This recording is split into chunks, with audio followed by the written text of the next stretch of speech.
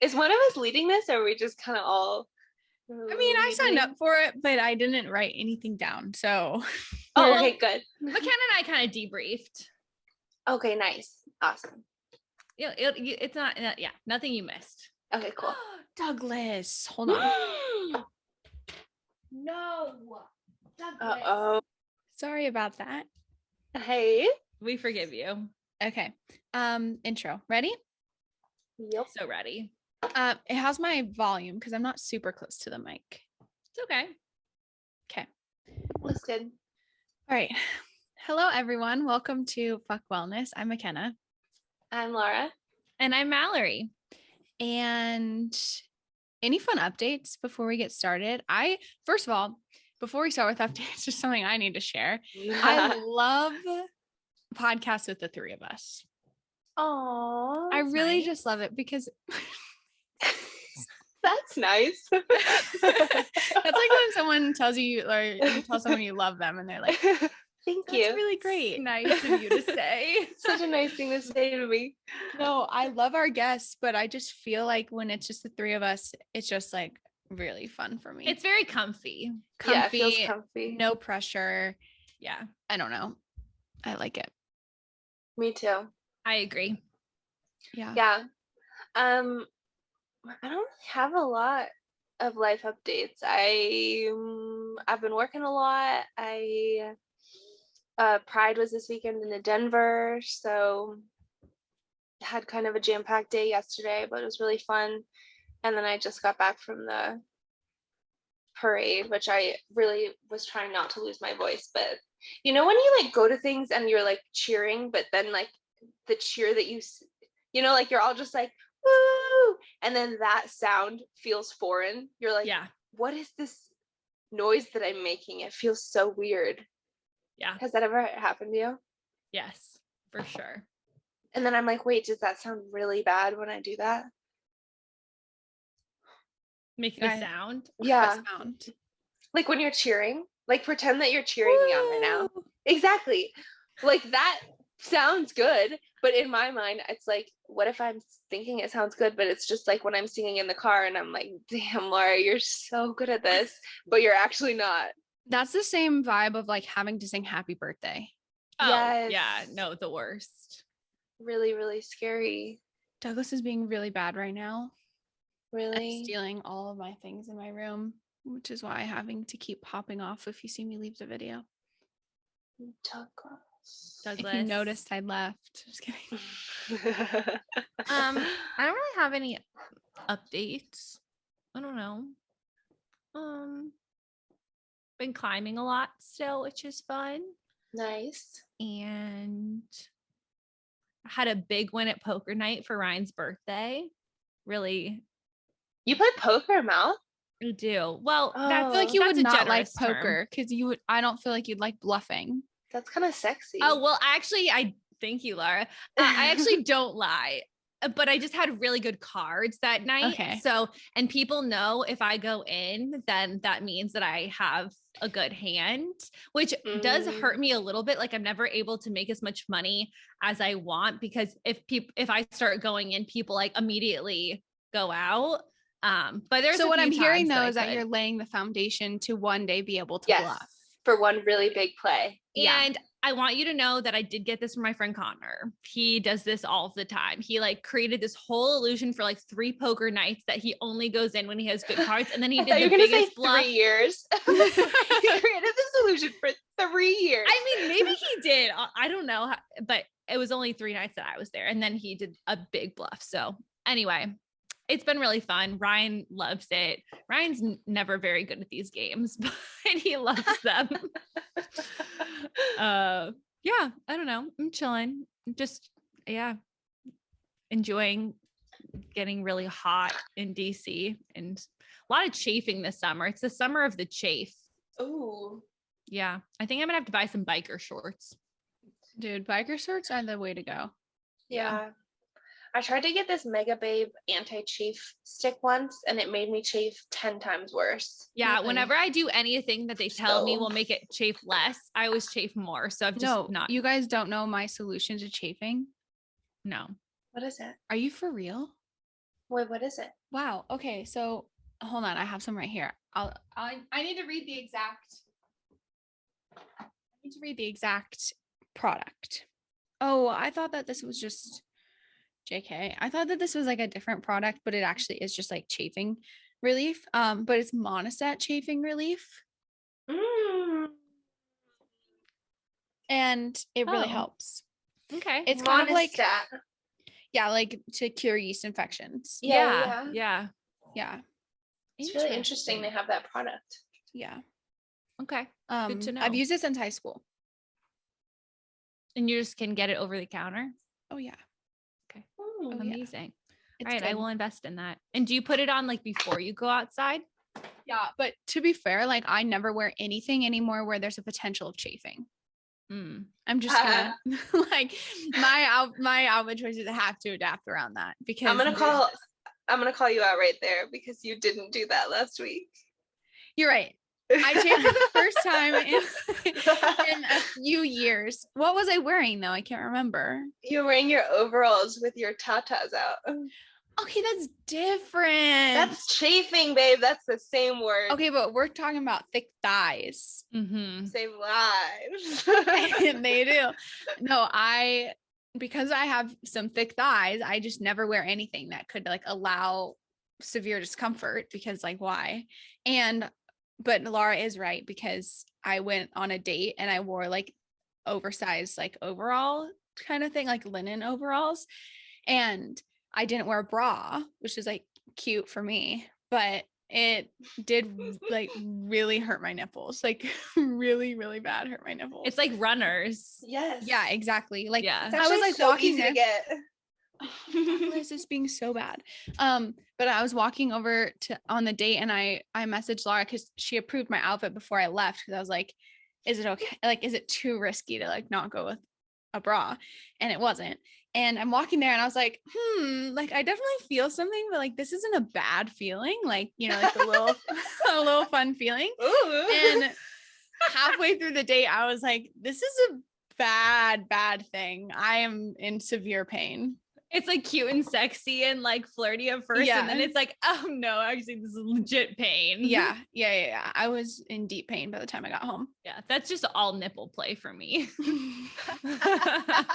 Cute, fun, sexy at first and then ow. Oh, that's funny. Go off, Mel. But like actually I do need you to wear that exact outfit again though, Ken, because it is the summer of no bras. It is. I mean, it is always for me, but like especially for you. So I'll just put like band-aids on. Band-aids or like little like reusable nipple, you know, stars or something. Wait, Lara, I didn't tell you this, and I think the podcast is the perfect time to tell you this. So Ryan was really deep stalking Maddie on Instagram, and Maddie had one of those posts with a bunch of photos of them, and it was like the fake newspaper caption of like, this is the summer of like dressing like a lesbian, you know what I'm talking about? And it was all the photos, and Ryan goes, is that why Lara dresses like that now? Like she, you're like what? Well, it was like the oversized like stuff with the like shorts and the like sneakers look kind of, or like the Birkenstocks. And Ryan's like, oh, that makes so much more sense. Like she was so stylish, but I was like, you know, she didn't used to dress like that. And I was like, oh, when have I never dressed like that? I don't know. I feel like, anyway, it was just so funny because he like had this like light bulb moment. That is so funny. I don't know what post you're talking about, but yes, Ryan. Yeah, you can stalk it on their profile, but it was funny. Anyway, we'll wait for Makena to come back. Makena, what are you doing? She came.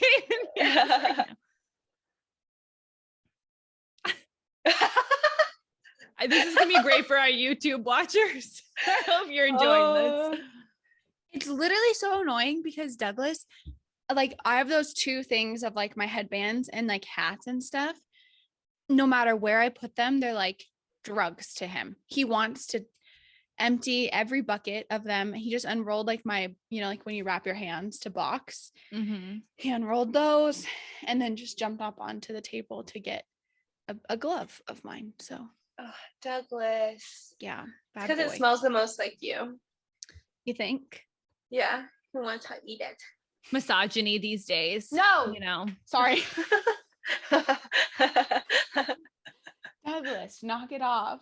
Sorry about that. No, he's just going for my AirPods now, so we have to be a little more serious. Sorry that I missed all that. No, that's okay. We were talking about me dressing like a lesbian. Hell yeah. It's a cute vibe. Yeah. My updates. I am recording on a new standing desk, so I'm a real work from home gal now. Wow. I know. I have like an extra monitor and a standing desk. It feels really surreal.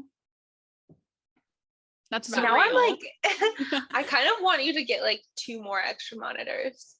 I like one of those like curved ones. My boss has one of those. Yes. Yeah. Those are so cool. They are really, really rad. Yeah. What else? Oh, I've started watching that new show on Netflix with Melissa McCartney. McCarthy. Whoops. Paul McCartney. Jesse McCartney. Sorry. Lara and I went in 2 different directions with the McCartney. Yeah. Which McCartney are you? We just picked. And it's called like God's Favorite Idiot, I think. And it's actually pretty funny. Nice. Like it gives me kind of like Good Place vibes. Oh yeah. Yeah. We love that. Which I'm really into. I love. One moment. Melissa McCarthy.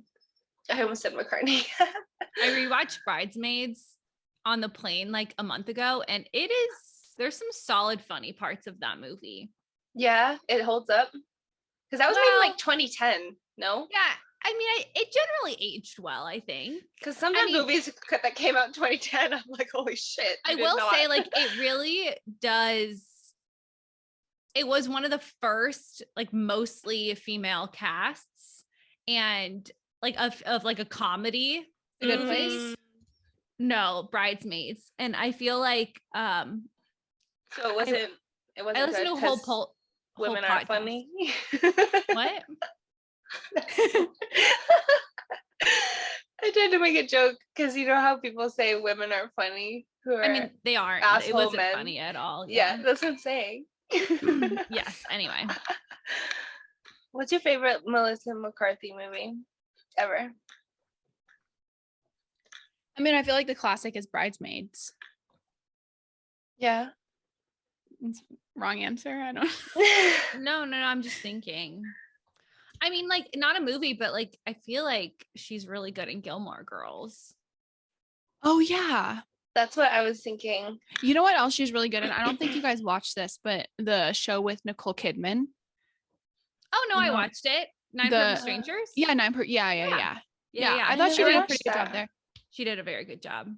She's just like really. It's kind of like dystopian wellness. Yeah, honestly, fits our target audience. Just kidding. Yeah. It's really interesting. If you're into dystopian wellness, welcome to the pod. Nicole Kidman is basically like microdosing these like people that come to this wellness retreat, and Melissa McCarthy is one of them. Oh my gosh! Wait, I think I saw that commercial. I really wanted to watch it. It's pretty good. The book is really good too. Yeah. Great. All right. Well, today we're talking about friendship, which we've already had one friendship episode a while ago, a long time ago. Like maybe our like 10th episode ever. Yeah, really? Whoa. Wow. Can you guys hear Douglas chewing his bone? Not at all. That's really amazing news. Okay. Yeah. I think I was also just going to add here that this month we are kind of themeless, but like with a theme of us. Yeah. We spent too much time on other people, and it's time to bring it back.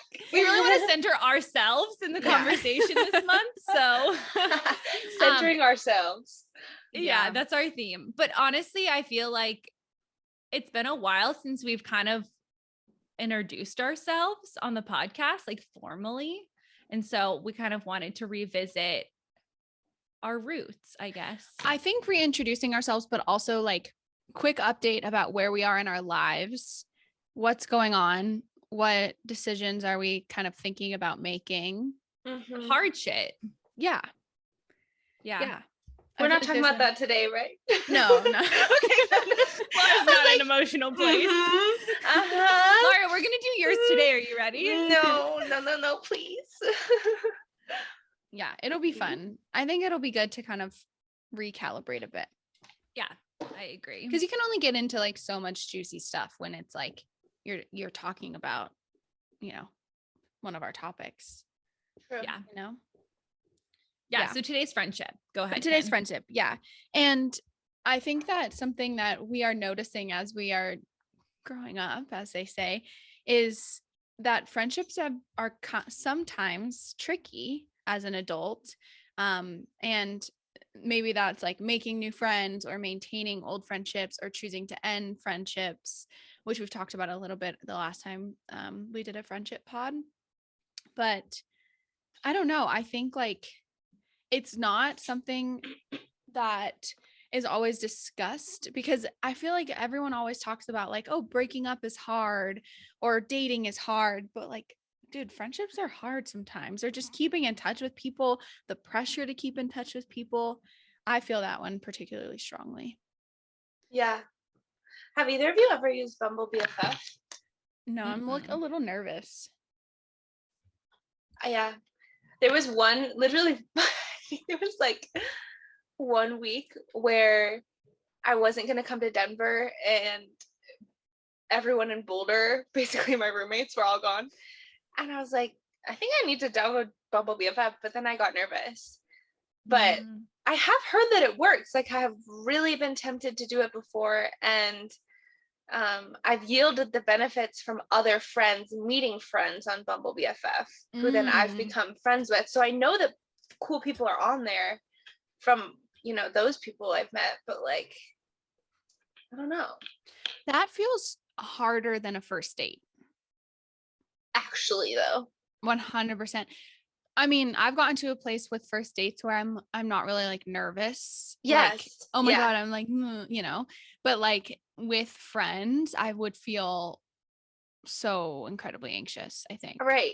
Because imagine going on like a friendship date and it like not really going super well, and then you have to literally say to someone, which feels so much more intense than like, I do not want to like be in like a dating situation with you. It's like, I don't even like you enough to be your friend. Like, like that's so harsh. Also, it's like, I think when you're on a date, you can always rely on like flirting, right? Like there's always something that you can kind of fall back on, and the excuse is there, like, oh, I don't think we're compatible, or blah, blah, blah. But like with friends, you're right, there's no excuse. It's literally like, no.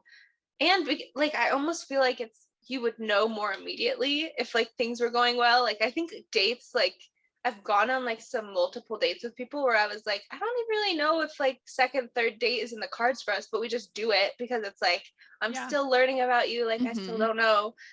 But I feel like with friendship, like you just really fast. At least I feel like, we don't think we should give friends a 3-date rule. I mean, should we? I don't know. I don't know. That's a question, folks. I don't know. I feel like I haven't done it, and you guys are definitely gonna roll your eyes at me for this, but I have too many friends. Yeah, you have too many friends. That I'm like, if anything, I need to cut some people out. Yeah, that's the Mallory struggle. I don't need any more. I was so funny. I was getting dinner with one of my close guy friends from college the other day, and I was telling him about like how I'm having so much anxiety about figuring out who's going to be in my bridal council because I have so many friends. And he was like, oh my gosh, can we please talk about this? Because he was like not actually president of GW, but he was like the informal president of GW. He knew like literally everyone. He has so many friends. And he's like, I'm so stressed about figuring out who would be my groomsmen because I have so many friends. And anyway, so I was like, I will let you know how it goes for me. Oh my gosh. Yeah, it is a blessing and a curse. Are we going to be in your bridal No. Oh my God. Yes. Sorry. No, yeah, we this is really awkward absolutely actually are. that you brought it up on the podcast. And we're gonna role play a situation in what wouldn't even be role playing and be like, what if in real time we worked through this as friends? Of like not being part not of your having you. Yeah. Conflict resolution. All right, yo, you're about to see some conflict starting now. I'm gonna duck under the desk. I'll be back in a couple minutes. No, I don't think I'm not gonna speak like for sure, but I don't think I'll have bridesmaids. I mean, I don't have bridesmaids. True. We're not calling them bridesmaids. Mel, you can call them whatever that you want. It's kind of like the role that they play in the wedding. They're not gonna play. I'm gonna have no one stand up there with me. It's just gonna be me. Okay. Okay. Are you having people wear the same dresses? No. Okay. Oh, okay. No, it's just for the party part, like just for the like Batch the party? bachelorette party. Yeah. So like we'll have like I thought you were talking about like your wedding. Like we could all have like synchronized dances coming in. I mean, do I want a flash dance at my wedding? Absolutely. I'll participate in a flash dance. Really? I mean, you better. Would you not, Lara? Oh no, I absolutely would. But yeah, now I mean, Lara was not the question. Let's be no, honest. I'm not the wild card for if you'll dance.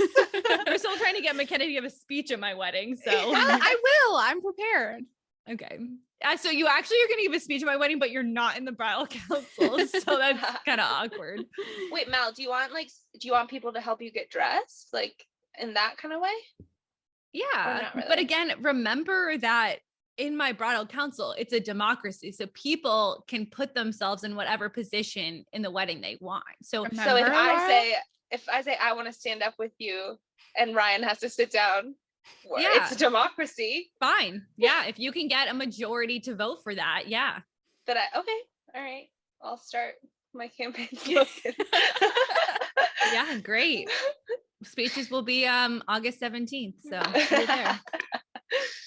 I feel like one thing friendship wise that I've been really working through is this narrative of myself as like a reliable, sturdy friend, and how that is one of the things I like most about myself, but also is one of my biggest downfalls, which is this concept that if anything questions that reliability, then I immediately like feel like I lose a lot of value as a friend or like worth as a friend.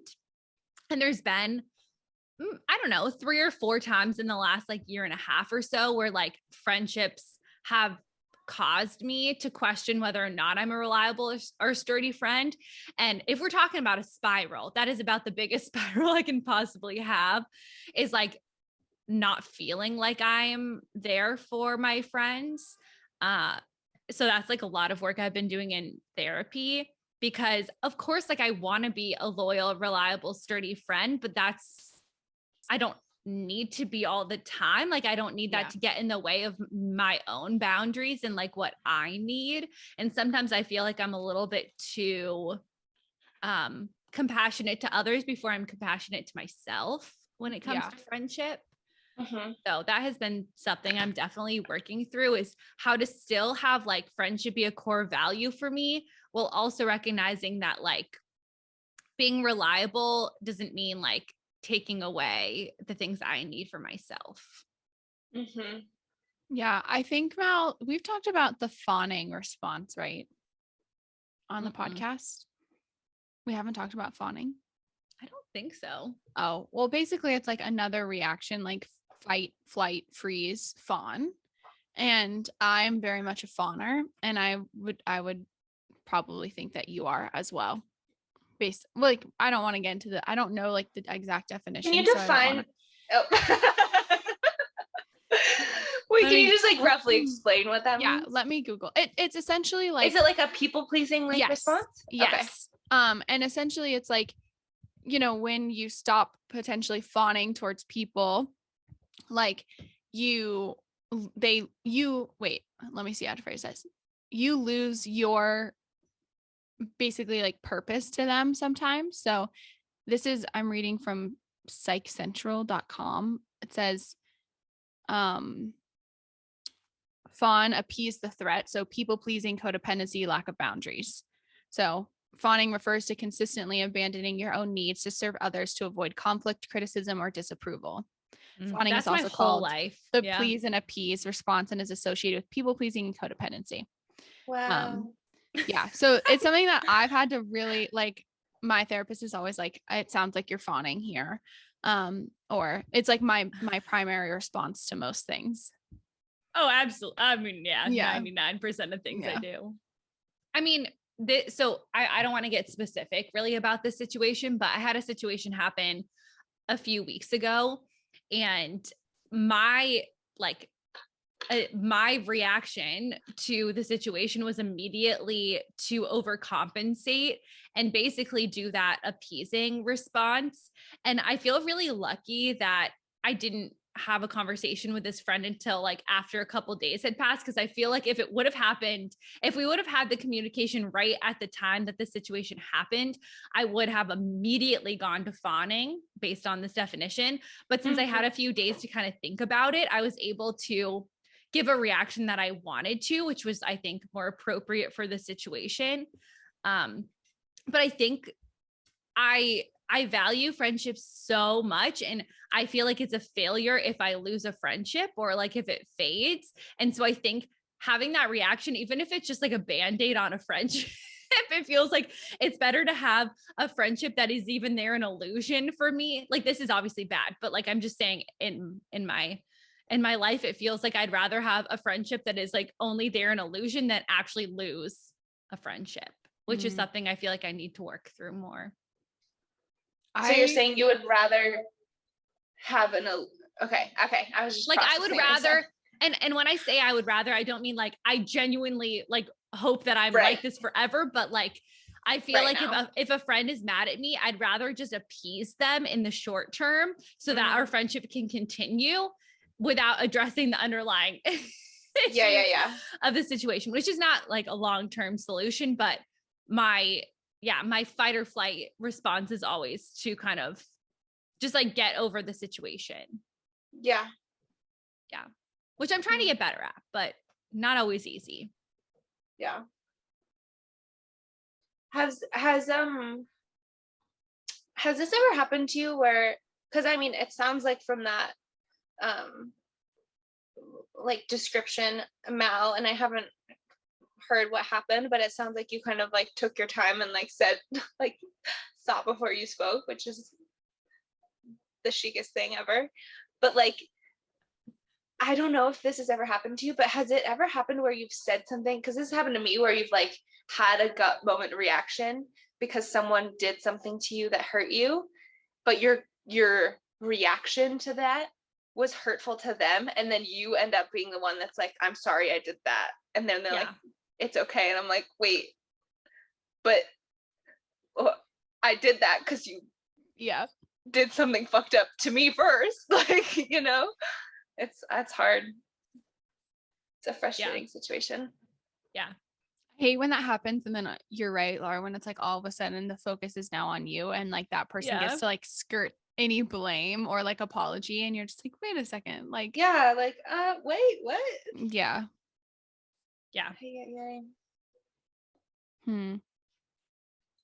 I don't know. Mal, I agree with what you were saying about how it feels like a failure to lose a friendship.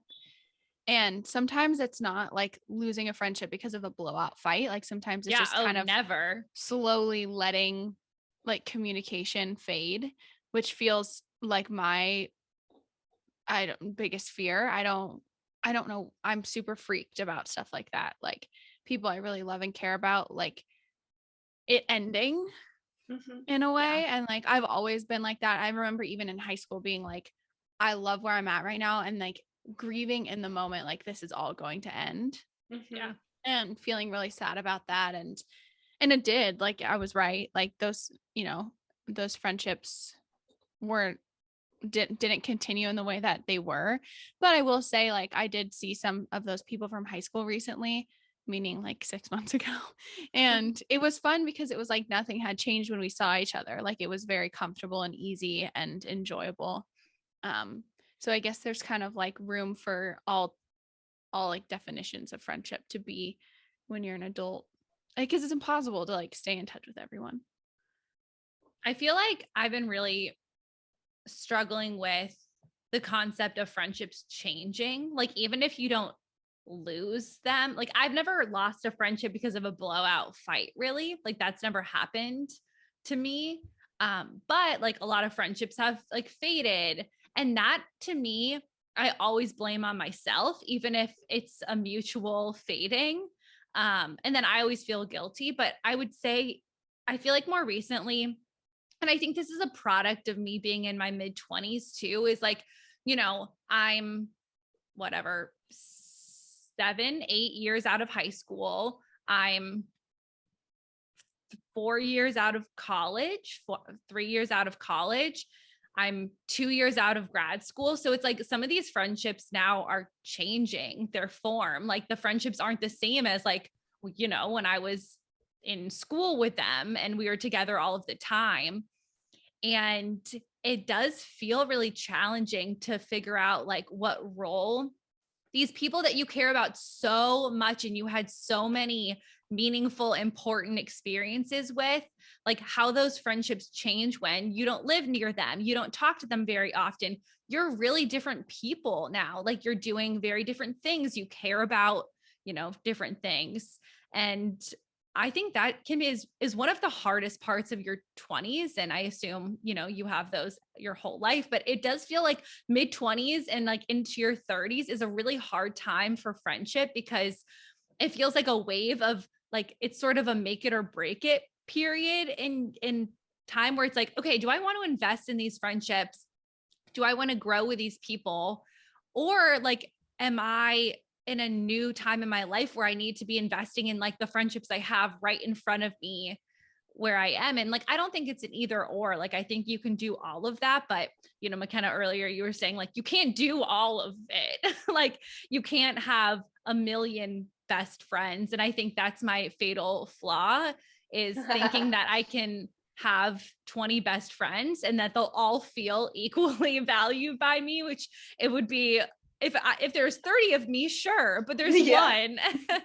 And I don't know. I think that's the thing I've been really having to work through is figuring out what friendships should look like in the future, how to communicate that. Is it something you just like let happen? Or is it something that like you should be communicating about as it happens? It just, it feels like a lot of grief, even if the friendship's not over. It's still grief that it's like changing forms and it's not the same as it used to be. And that it like really feels like a form of loss, even if it's not fully lost. Mm-hmm. Yeah. The other week I was with one of my friends and I was coaching with her when I was in Alaska, and we like hadn't talked to each other. I mean, talk maybe 3 times a year for like the past 2 years, I guess. So we hadn't talked very often. And when we saw each other, it was just so fun because it was like, we got to be right back kind of where we were in our dynamic, which I think I was really grateful for. And then when we left, I remember being like, starting to feel that anxiety of like, oh no, like now we're not going to talk again. Like it's, you know, that sort of like, this was like the recharge. And now we're going to be like on dying battery until we like connect again. And I told her, I was like, I'm so happy I got to see you, but like, I know that I'm not the best at keeping in touch with people. Like just being like, hey, how's it going? Like, I'm not the best at that if you're not like constantly kind of in my circle. And she was like, oh my gosh, I'm terrible at it also. And I was like, yeah, just know, like, I think about you a lot. I'm probably like 1 out of the 50 times I think about you, I actually text you, you know? And she's like, literally same. And so it was such a great moment to be like, okay, neither of us feel pressure that we have to like engage in weekly debriefs or whatever. But then we also know that like that friendship is still there, whether or not we're talking all the time. Maybe that's like the most anxiety provoking thing is when the expectations are not clear. Because I'm thinking about, I have a lot of friends where we talk on the phone maybe like once a month. And I think we're both very content with that period of time. Like, I guess we've never really defined it, but we both seem to be very like content with that rhythm. But then there's some friendships where you're like, are they feeling like they're getting enough from me? Like, am I getting enough from them? And it's like more of the gray area where there's not defined expectations. Like, you're not sure if you're really feeling like there's enough there, and like they might not be feeling like that. And that's, I think, the hardest friendships. Yeah. Yeah. There was that's honestly kind of like the friendship kind of that you're describing, McKenna, of like, I think about you so often, but like I'm bad about like texting you out of the blue, like to catch up and stuff. I really appreciate, or I guess that's kind of like a way that I use my Instagram in a way that I really like, where it's like, if I see a friend from college or a friend from elementary school or a friend from even before then, that's like things ended very like, things just kind of faded because we're in such different places. Like, I love just like responding to a quick story or like liking a story or being like, just something to be kind of like, hey, I'm like seeing you, I really saw this, and I like I'm thinking about you. Like, I love that way of like still communicating with my friends, especially like friends from college, where it's like, we're not going to talk like on the phone. It's just not going to happen. If you ever come to Boulder, you are welcome to stay with me, and like I will hype you up on every way that I can over social media, but like we're not going to speak on the phone. It's just not going to happen. But I like that. I was thinking about like friendships that I've had that have come to an end, like specifically kind of like high school ones, where it did feel like a mutual fade, where it's like, oh, that doesn't really like bother me so much, because I know that if we did see each other again, it would be like really fun, and like whatever memories coming back, and we would like have a fun time, but I'm not like losing sleep over it. But I did have like a big friendship breakup in high school with like one of my really, really, really, really, really close friends. And honestly, every time that I see them like on socials or anything, like I feel so much grief about the way that ended. And like, I don't know, we talk about like hard friendships and hard conversations, and a big thing that we talked about last friendship pod was like ending friendships that aren't serving you. And I think that's hard to do, but it's also extremely hard to be on the other side of like someone who decided that I was not a friend for them. And even after like, I guess we were in high school, so maybe like my communication skills were shit, I'm guessing.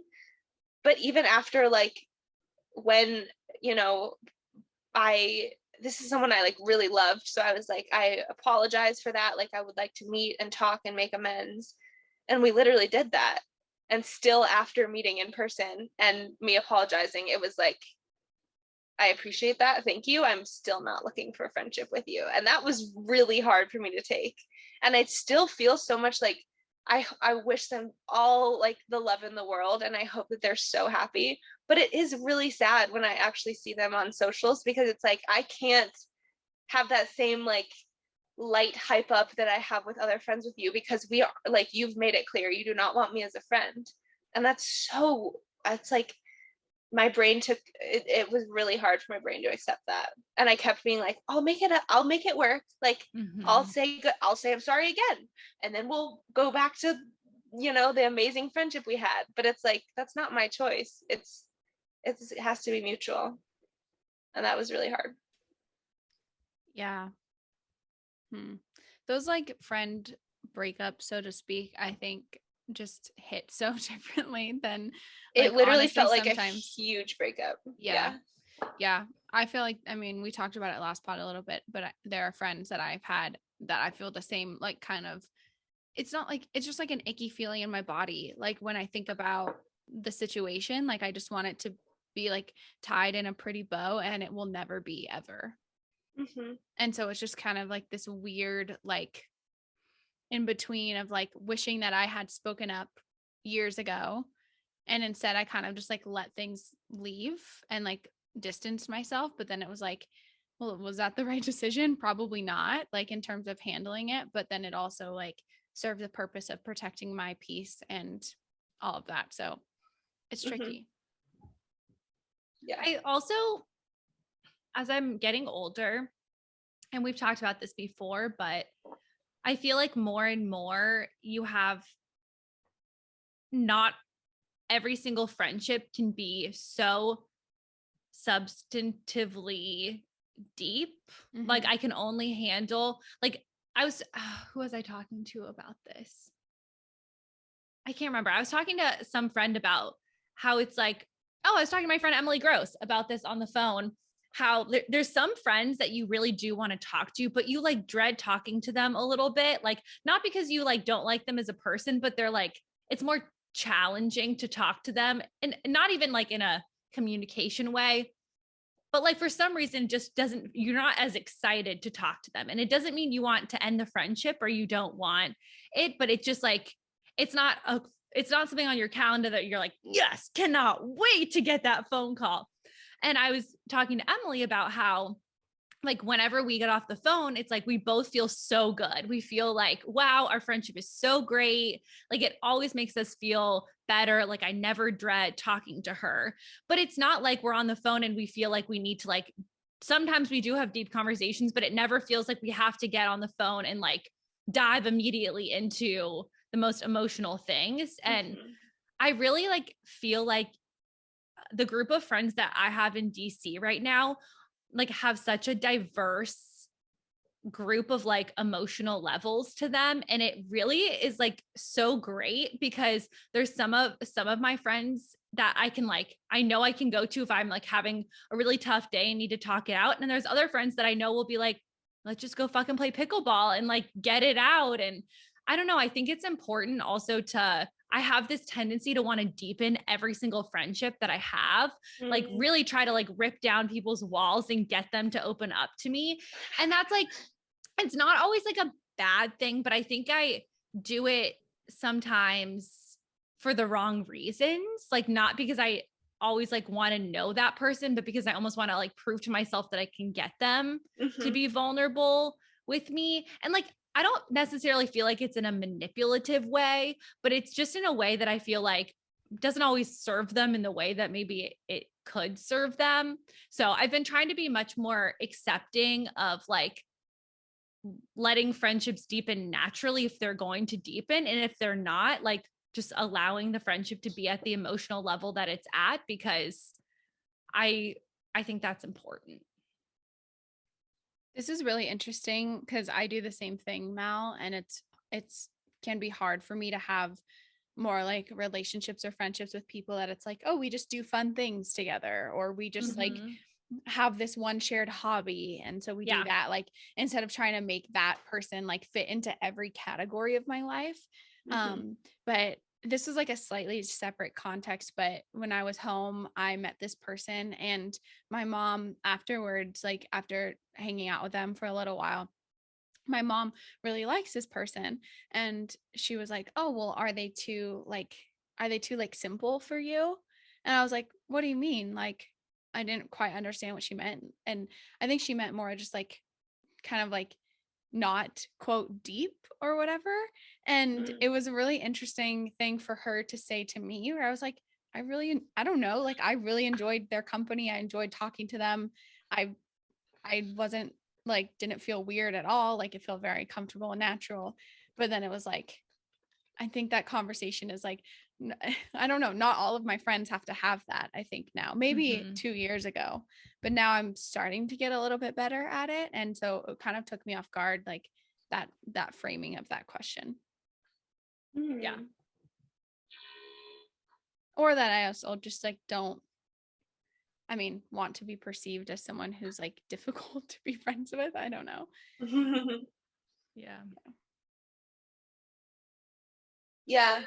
I feel like I remember, I mean, that's exactly what you did to me, Mal. Like, I think I was like not giving a whole lot. Victim number one. Yeah, not giving a whole all at the beginning of our friendship, but you got me there. And I think I remember that being like a characteristic of being at camp with you, is like it was almost overwhelming because it was like there are so many people to be friends with at camp.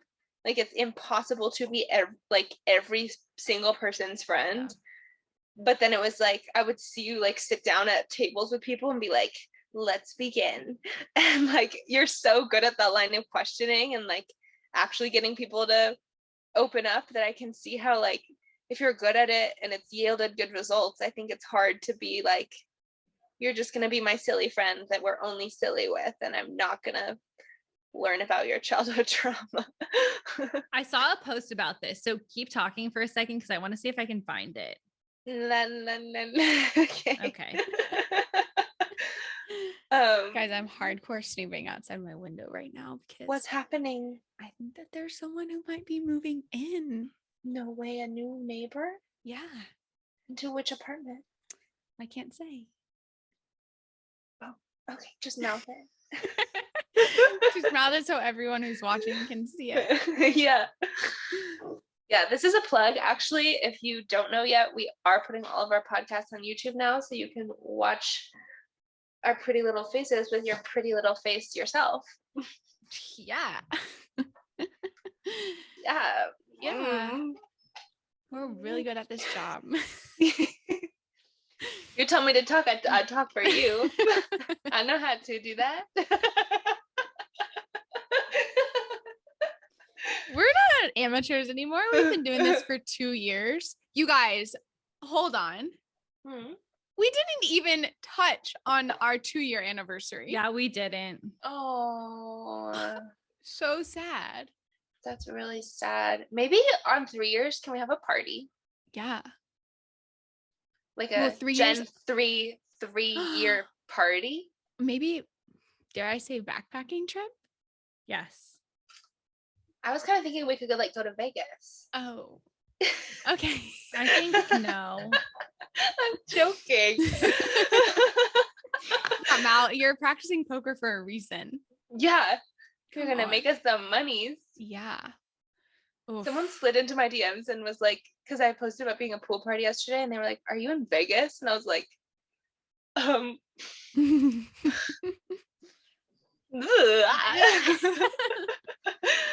have to like pay me money to go to Vegas now, I think.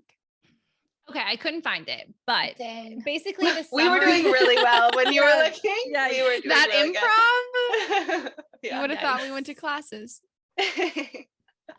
Basically it was one of the therapists that I follow on Instagram saying that if you have a tendency when you meet a new person to, instead of like letting like small talk happen, you feel like you immediately need to dig deep with them. Like that's not always a good quality to have, because it almost is like you're skipping the natural rhythm of the friendship, and it's a way of like protecting yourself rather than like because often that deepness, and I know, Lara, you've definitely seen me do it, especially with people at camp. It's like I almost don't want them to ask about me, so then I dig deep with them so that it never occurs to them to even ask about me. There's no returning. It's such a form of protection of myself, because I don't like the small talk and I don't want them to really ask about me. So then I've gotten so good at those questions that will get them to dig deep into themselves. So I don't know, that got me to think a lot about my tendencies with new people. And I don't think I let them deepen naturally, which interesting. You know, it's just a life thing to work on, I suppose. My counter for that point that the therapist made is that, well, actually it's not a counter. It's like a sideline agreement. It's like a yes and, you know. Exactly. I think that one thing there that I've been really more aware of, because I am also someone who is not like a huge fan of small talk. I find it pretty dull. And not that I don't want to talk about like interesting things to me. It's just like when we're talking about like, oh, like, I don't know. I can't think of an example of small talk right now, but you know what I mean, when it's just kind of, you like zone out and you're like, there's no substance here. Like, of course you have to talk about it a little bit, but anyways, the share like intimacy like that, or like vulnerability requires trust. And I think if you like, I don't know, it's something to pay attention to if someone's willing to kind of just be like, here you go, like here's all this stuff, or if you're willing to do that without like a sense of trust between the two of you in your friendship, and to like, I don't know that someone will like honor certain things. And sometimes there's layers, like you can say, like, I'm pretty good at saying something that seems vulnerable, and it is, but like I know deep down there's 5 deeper layers, you know? Yeah. So I feel like I do that all the time. yeah. Like, and I really do it in the term of like things that people think the things that I say would be like controversial or vulnerable for me are like actually not, because I avoid the topics that would actually be vulnerable for me, but I'm good at coming up with the topics that would appear vulnerable for most people. Yeah.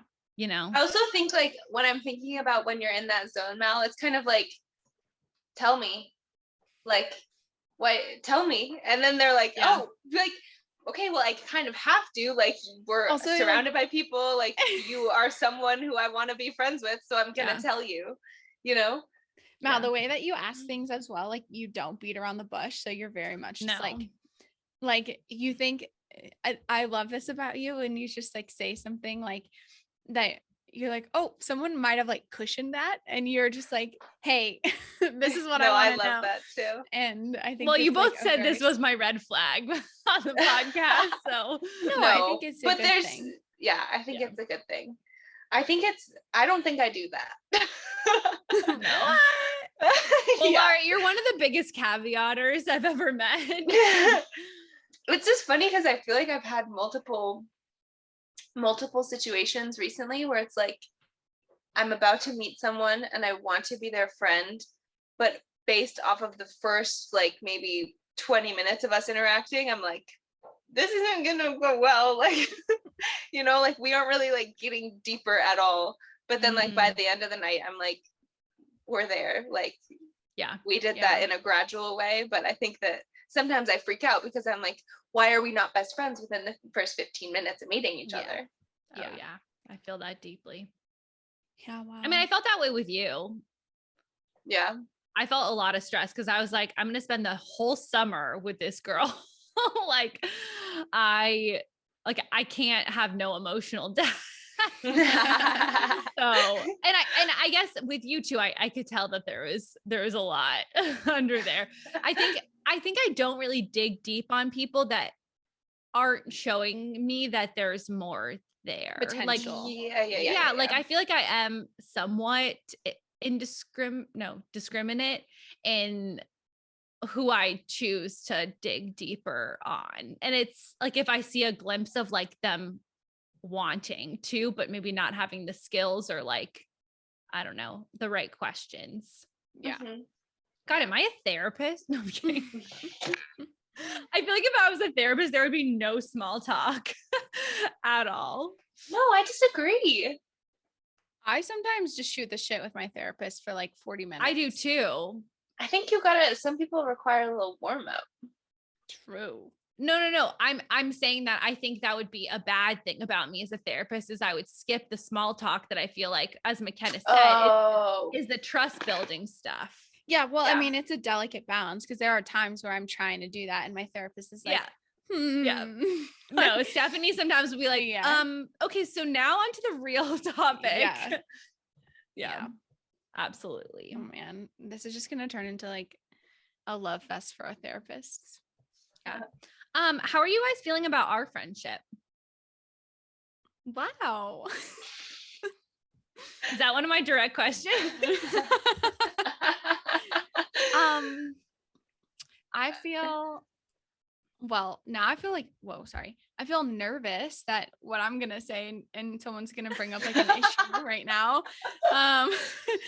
So I think our friendship is one of the most expansive things I've ever experienced. And I think that there's this narrative that I've heard from people in my life and also just like on the media of like how women are just mean to each other, or women friendships are inherently competitive, or just like catty or, whatever bullshit people want to say. And I just want to say that, like, one, I don't tolerate that in any of the friendships in my life. And two, I feel really grateful that you guys are such like just intelligent and emotionally aware and sensitive people. And I think that this friendship wouldn't be as great as it is if we all weren't putting kind of that effort into that. So I feel good. Makena's waiting for one of us to be like, ah. Yeah. No. Exactly. I feel really good about our friendship. I think that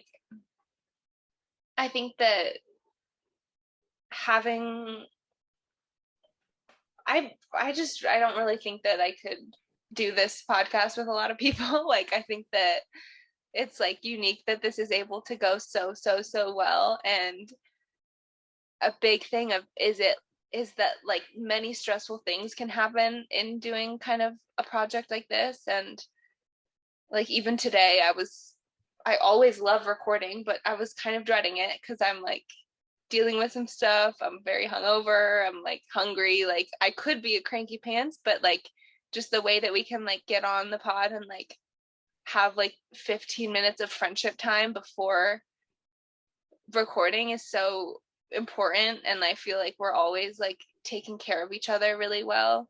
Like when you think about people in my life who like care for me, like this is like, I feel very secure in this friendship, I guess. And like knowing that like if something bad happened, like anything that y'all could do, you would do. So I think that that's really cool. But I also like how, it's not just deep, it's also like really fun. And like we have like a lot of fun together whenever we're together or talking. And we've talked about how threesome friendships can be really, really hard before. And I think that that is so accurate. And there are hard moments between the three of us because we are in a threesome friendship, because two of us are in the same location and one is across the country. Like that's bound to breed problems. But I think that the way that we deal with it is really healthy and a really good practice for me in like healthy communication of conflict, because I know that I can practice that kind of stuff with you guys and we'll always end up on top. But it's I don't know, it feels safe to practice that stuff with you too. Yeah. I think it's important to talk about that our friendship is not without conflict. Yeah. I think that that's like a really important thing, but there's quite literally, I can think of no one else who I feel respects me more than you guys, and who is like able to meet me in those moments of like vulnerability better than the two of you can, which I, like Lara said, like not that I'm like practicing on us for like the real world, but it does feel like a safe little bubble where it's like, okay, this is safe. We can work stuff out here. And then it's like almost gives you the confidence to be able to do that with relationships that might not be as stable. Yeah. I don't know. I feel like we deserve major creds for making this last as like our friendship and then also the podcast, because like we have not skipped a Wednesday in over 2 years, except for the 1 month that we just did reposts. Like literally think about how many Wednesdays that is. I mean, I feel like we all have very different skill sets, and it took us definitely a while to figure out like the rhythm and who would do what. And like, I think there was some tension kind of trying to delegate the different tasks and always feeling like one person was doing more than the other two. But I feel like we finally gotten to a point where we're able to communicate, like if one of us is having a busy time and like needs help, or if like one person feels like they're doing like a bit more of the work. So I think on like the business side, I feel similarly that I truly cannot imagine doing this with actually anyone else in the whole world. So I feel so lucky to have you both. And I feel like too, feeling like we could interview anyone and I would trust either of you to like facilitate or ask questions. Like I'm never like, oh my God, what is Lara gonna ask? Or like, what is like, I feel like you are both such competent people that like I'm never nervous to interview a new person. And then I was gonna say similar to Lara about the threesome friendship. Like I was definitely worried and jealous when Lara like moved last year. Like jealous is kind of the wrong word, but like jealous in the sense of like, oh my God, my two best friends are going to be living together. And that made me so nervous. But I think I give you both major creds because I feel like you've done such a good job of making me feel like I'm still a part of our friendship. I think you could have left me out of a lot of things, but I think you both have taken a lot of time and effort to make me feel like I'm included in like everything really that you do. And I feel like my individual friendships with you have actually grown a lot because I feel like rather than when we were all in 3 different places, we would do a lot more threesome calls, but I feel like we've all done more like one-on-one because you guys have a lot of one-on-one time. And then now I get one-on-one time with each of you. And that has been really lovely. So I honestly I think our friendship's in the best place it's ever been, if I'm being honest. Like I just feel really lucky to have this friendship. And it, I think one of you used the word secure, and it really feels like such a secure piece of my life. And I feel very lucky. I think one of my I didn't have anything bad to say. I really just wanted to check in. I think one of my absolute favorite things about our friendship as well, and we basically said this already, but just like the 3 of us are such unique human beings and like fully unique in like our own like sovereign state. And I think it just like such a cool thing to like have 3 like, I don't know, very different humans be able to like coexist in this way. And to be able to have like shared interests and shared fun and depth and silliness, but then also like such different skill sets and interests and, all of those things, which I think, I don't know, like I think so many friendships are friendships of convenience. And like we talked about in the last episode about like choosing to love someone, like I think that also happens with friendships, like choosing to love them and like have them in your life. And like, it's a very active choice. And yeah, I'm just very grateful for you guys.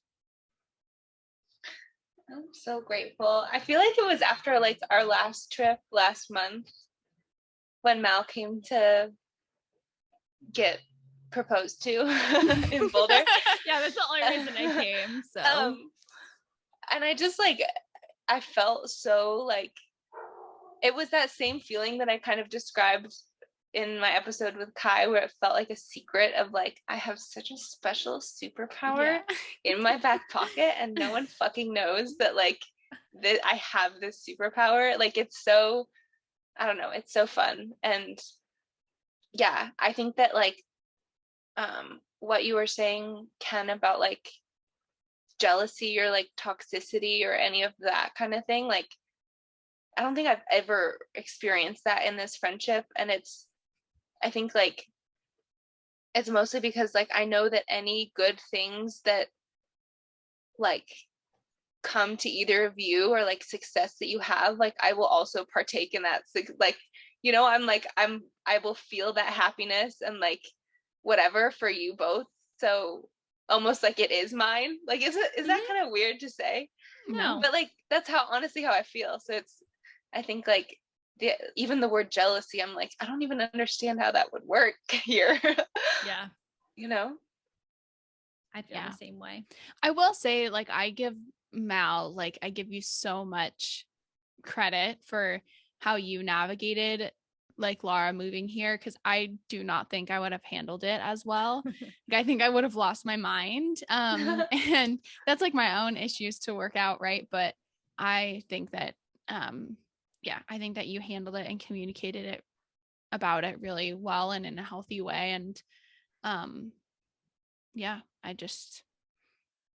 know. Credit where credit is due. Yeah.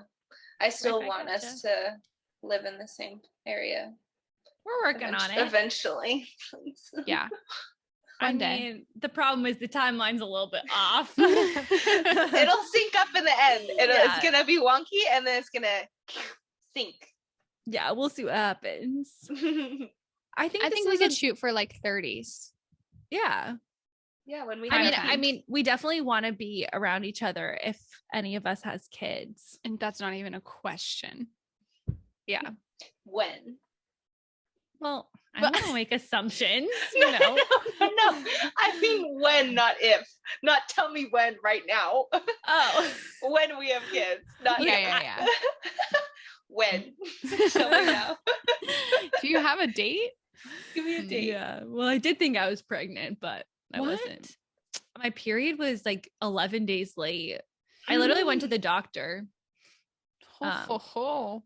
Yeah. I mean, honestly, I wasn't that worried because the IUD percentages are like 1 out of 8,000. So I was really like, I would have been quite a statistical anomaly. Yeah. But I've heard of people getting pregnant on Mirena, so I wouldn't be the only one, but I was a little nervous because I'm not usually 11 days late to my period. That's a lot of days. Quite a few days. And a really bad time in the history of the world to be late.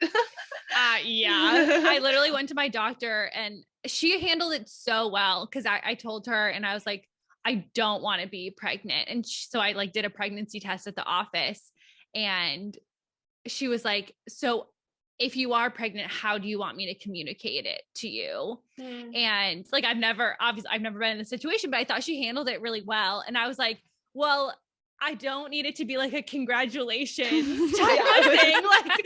Like I don't want balloons or anything. Like I need the number of like close abortion clinics. Right. Yeah. Anyway, but so I was not pregnant and I have started my period since, but we figured out that I think it was because of my international travel that can like really mess up your cycle.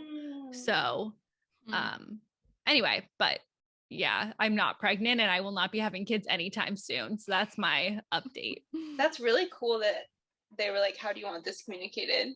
Yeah. Because she's so great. She did tell me in that appointment that she's leaving though. So we did have a little bit.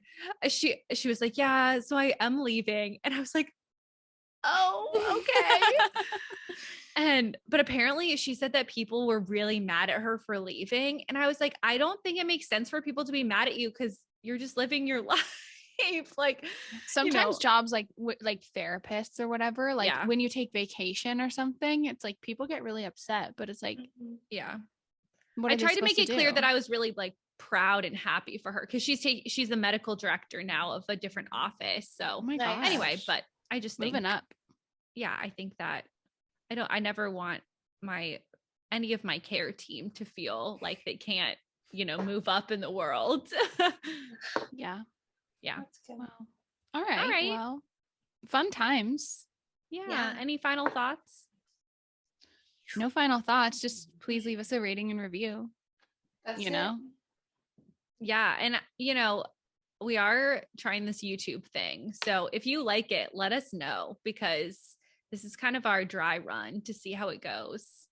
Yeah. So let us know if you like watching our faces. And by that, we mean like the least amount of production if possible. We are just slapping this. We are slapping this Zoom video. Yeah. Super dry run. Literally, uncut, quite literally. Truly. Yeah. All right. Well, we'll talk to you next week. Yeah, the rest of the month is our hot seat episodes for each of us. We're gonna dig deep. I think that we should really dig deep. I'm preparing. I think I'm ready. I think that it's gonna come right on time for me to lay it all out on the line. I think so too. Yeah, I'm scared. I'm not ready, but I will get there. Maybe some journaling. Yeah. Journaling for sure needed. Yeah. All right. We love you all. Thanks for listening. Bye. Bye.